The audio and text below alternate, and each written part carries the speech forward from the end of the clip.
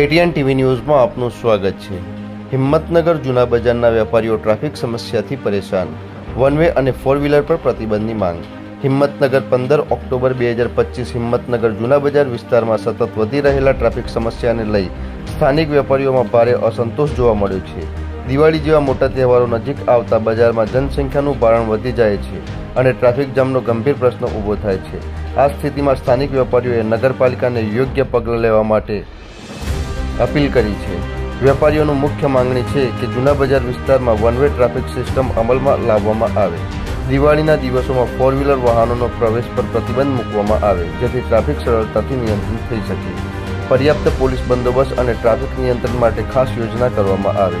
वेपारीओए जणाव्युं के four wheeler वाहनों अवरजवरथी मार्ग खूब ज कसाई जाय छे अने खरीददारों तेमज स्थानिको माटे चालवुं मुश्केल बनी जाय छे।